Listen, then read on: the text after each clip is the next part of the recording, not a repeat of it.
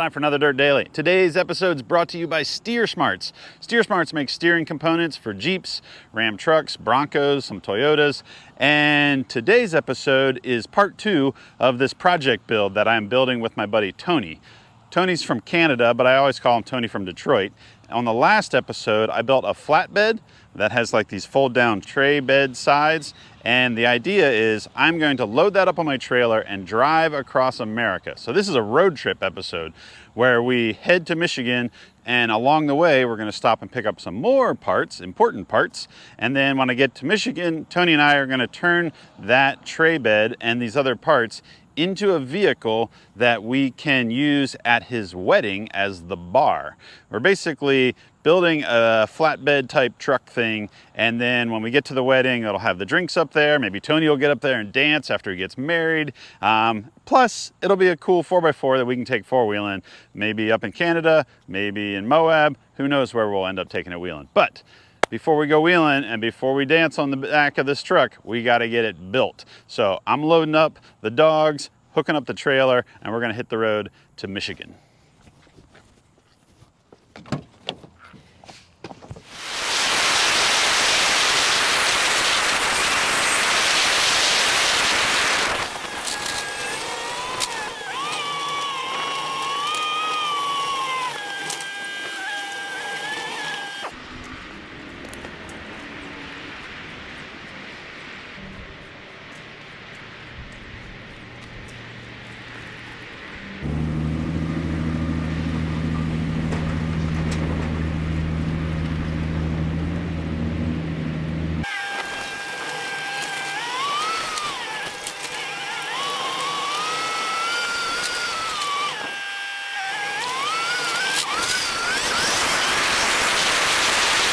So on the prior episode, when I was talking about building this flatbed, tray bed that we're gonna use as a bar at my buddy Tony's wedding, I kind of said that this project is paybacks. It's all about paybacks to Tony because he came out and helped me build a vehicle, and I told him I would take him to the brewery, and I never delivered on that promise.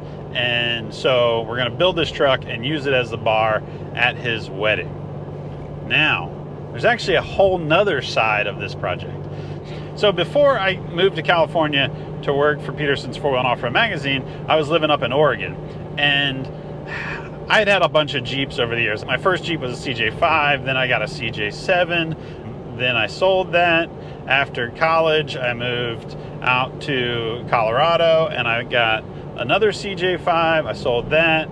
Then I got an XJ. I didn't really think I really wanted an XJ. So when I ended up in Oregon, I traded the XJ for another CJ-7, and then I wrecked the CJ-7 and I didn't have anything to drive. So I rode my bike everywhere, and then a buddy kind of took pity on me and he gave me this rusty old Toyota, and that was what turned into Clampy. And on top of that, even though I had Clampy to drive, I wanted a project vehicle. So I found this project. I don't really even remember how I found it, but it was for sale down in California, and a friend of mine was driving back from California and towed it back for me. And this project, which I will tell you exactly what it is eventually, this project was great for me because I learned a lot about building stuff and fabrication, because at that time I was kind of in cahoots with some buddies with a fabrication shop, and I was trying to build a rock crawler out of this vehicle. Now, my friends at the fabrication shop, they were all into motorcycles, so they didn't really know anything about rock crawlers, but they were good welders and fabricators. So I would come in there with these ideas and they would help me execute these ideas, like build my own frame and build my own suspension.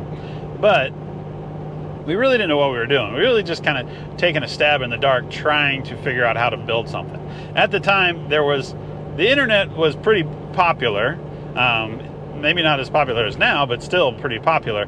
And I would get all my information from off-road forums, this Pirate 4x4 forum, plus I would read all the off-road magazines, but I didn't have friends that had actually done what I was trying to do. So I was kind of learning by just looking at stuff and then winging it. And in hindsight, I had no clue what I was doing, but luckily I never finished the thing enough to actually take it out and hurt myself, because I just was like building stuff with a hope and a dream. In fact, like, let me explain what I was doing. I built my own frame out of 2x4 rectangular tubing, 188 wall, which is really thick and pretty heavy. And then I built my own suspension. The front was leaf springs and the rear was quarter elliptic with some links and a giant wishbone. And I had the recipe, but I had all of the wrong parts. And I just didn't know that what I was doing was not really smart. But that's fine, because I eventually got offered this job to come write for the Off-Road magazine, and I left that project there, and I packed up, moved to Southern California, and within a year realized that this project I had left in Oregon to go back and get someday was completely ridiculous and needed to be scrapped. And that's eventually what I did. I went to Oregon, I got the project, and I brought it back to California, and I scrapped everything other than the cab, because I still had dreams of making this cab into something cool. Ironically, when I originally got the cab, it had a frame and it had axles under it and it had an engine in it, and I thought all that stuff was junk and I didn't want it. And looking back now, I should have just kept that and started with that, and I would have had a vehicle that would have been fun to drive. So fast forward another 10 years and I have this cab, and I decide, all right, I'm much smarter now than I was back when I was in Oregon. I'm going to build this thing. And I started building it, and I had kind of a much better plan than the first time, but I also kind of got burnt out on it and realized maybe this isn't what I want. And so a friend wanted to buy it, and I just gave it up. I gave the whole project up, sold it off to my buddy, and he built it into something really cool, and I just didn't. Like, I just was like, I guess I'm done with that. I'm never going to build one of those. I don't need to build that. Hindsight, it's in the rearview mirror. Forget about it. Move on to all this other stuff that I have. And then, as happens, somebody offered me one for sale at a pretty good price. And I, like a sucker, like a fish that knows better, took another chomp out of that worm and was hooked once again. And now that vehicle is what I am picking up in Iowa to haul to Michigan to combine with that bed that I built last episode to turn into a bar. So not only is this project about paybacks, it's also about redemption. I'm going to redeem myself and build this vehicle that I started building years and years and years ago, and I thought I was over it and had it out of my system, and well, I guess I don't. We're going to build this truck Jeep thing. Yeah, that's right. This is another Jeep. I am going to pick up a Jeep CJ-10, which is a funny little Jeep CJ style pickup truck cab. Now, in Australia, they would offer these for sale as a legit pickup truck, and it was there to kind of compete with the Toyota FJ45, which kind of makes sense with the photo that I showed you about why I wanted to build that style bed. But they never offered this vehicle for sale in America.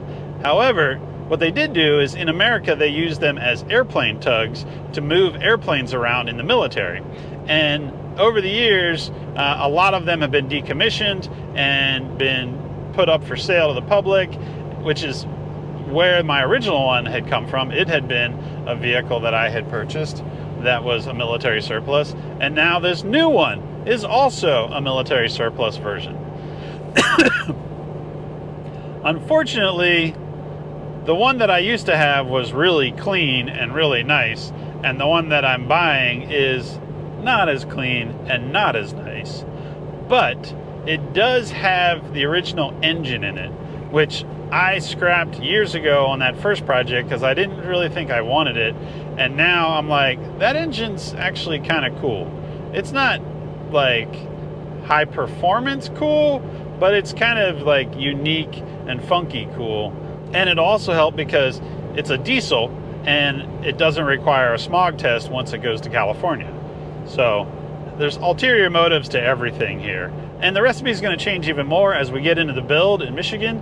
But as you'll see, I'm going to put this CJ-10 cab in conjunction with the flatbed, tray bed, wooden Canadian wedding bar all together, and it should end up as a pretty cool project. Plus, not only will it be a cool truck that can be used as a bar at Tony's wedding, but it'll also be a truck with cool parts that can go off-roading on a lot of different types of trails. After 3 days of driving, I finally made it to a small town in Iowa, which is where I was actually picking up this new project. The CJ-10 was supposed to be running when I got there, but for some reason it didn't want to start, which was situation normal for stuff like this. The Tug is a funny little truck. It has this huge heavy metal box on the back because it's used to move airplanes around. We got it on the trailer and eventually got it strapped down so that I could get on the road and start making some miles towards Michigan. I didn't think it was going to be that bad once I had the 10 on the trailer, but boy was I wrong. With so much weight and not enough tongue weight, the trailer was wagging the dog and pushing us all over the highway. Luckily, there was enough room to adjust the whole load, get the Jeep farther up on the front, and then we were running down the highway no problem. Next stop, Steer Smarts. After 2,400 miles, 4 days in the driver's seats across 10 different states, I was ready to get somewhere and get out of this truck. I rolled up to Steer Smarts and went to find Tony. It was time to get to work. Buddy! Hey, buddy. How are you? It's good to see you, man. You live way too far away from California. It is a little bit far. It's like forever to get here. Welcome to Steer Smarts. Thanks. This is your office? Yeah, I'm right here. This is where I sit. You sit here and sell t-shirts? Steering? Sell the t-shirts, sell the parts.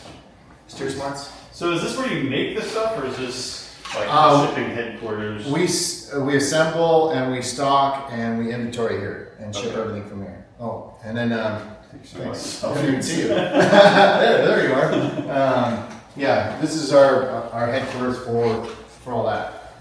Come on in.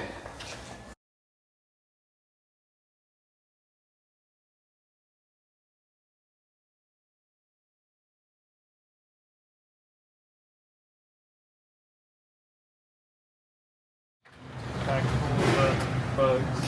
Bum bum bum. It's nothing important. No. Batman and Baxter in there. Yeah. They're your wrenching buddies? Yep, they go everywhere. Yeah. Here is the bar, Fancy. which was immaculate before it got rained on, and then all the straps had to strap it down. It was you know just what, though? That's distressing. You were that's just actually really distressing it for the ride. Yeah. Yeah. So all of these boards are like legit 2-inch. Some of them are redwood, barn wood, like 100-year-old pieces of wood. Yeah. And Bitchin'. I'm not a carpenter. I posted the first video about the bed, and I had lots of carpenters tell me things like, "Oh, it's gonna warp, and it's gonna," and I was like, "That's cool." Yeah. I'm not a carpenter. I built trucks. And then the bed sides are all in the truck.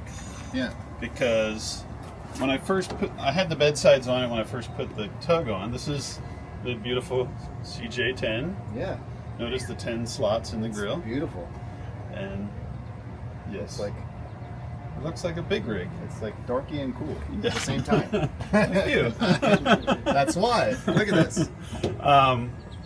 So I put this thing on, and the bed of this has like this giant chunk of steel because this was used to move airplanes around. Yeah.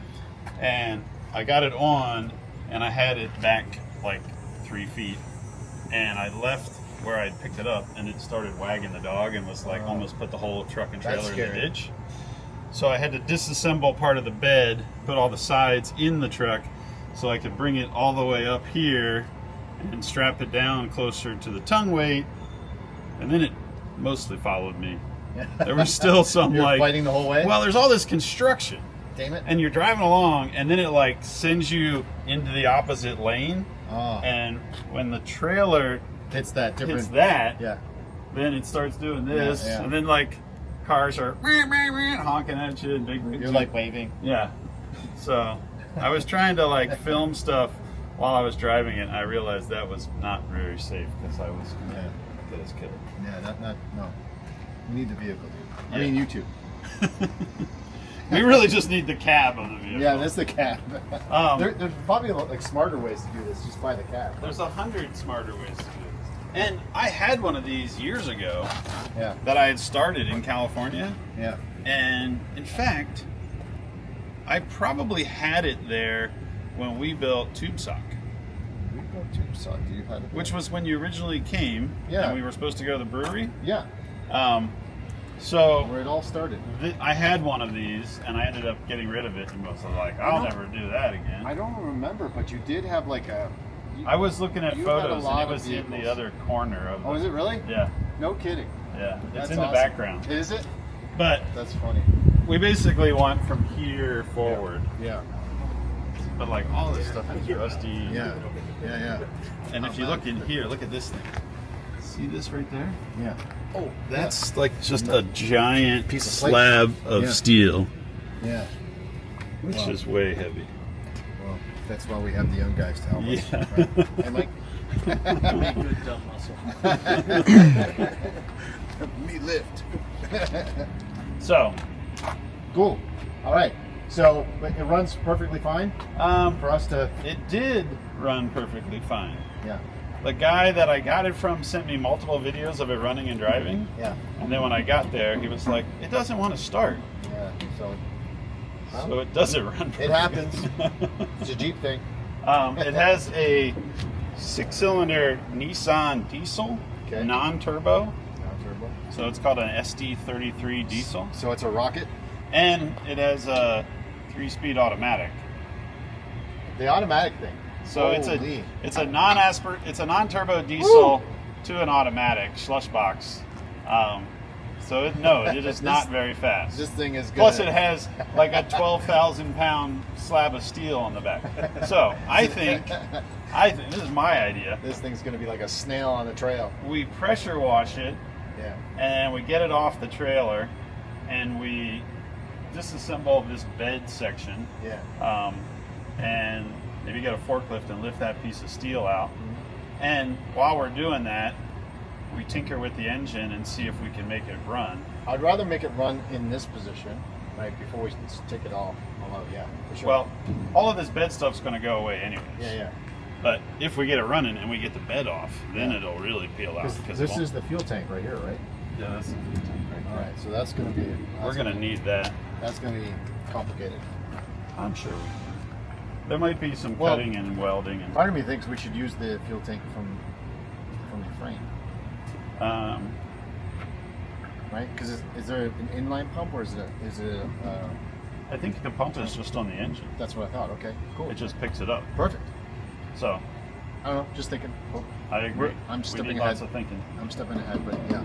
Well, you and I can, after we power wash it, after we get everything kind of off, we could sit down and kind of strategize our plan of attack. I like that Right? idea. List it all out, and, Right. and I got to do my nerdy engineering stuff of like organizing what to do and how we do it. I like it. It's cool. All right, I like it. Let's So do it. what we haven't talked about yet is the frame. Yes, So let's not talk about that until we go get it. I agree. All right. Let's go wash this thing. Okay. And then when we come back, we'll get to work. Sounds fun. Let's do it. All right. Yeah. So I left California about 4 days ago, drove across America. I got to Iowa. I picked up this CJ-10A, which is the cab that we're going to use on the project. The flatbed is already on the trailer. I got it out here. I ran into Tony here at Steer Smarts. He gave me a tour. I met his guy Mike, who is going to be our third hand on this project. Plus, Tony's already mentioned a bunch of his buddies that we're building something, so there's probably going to be other people showing up.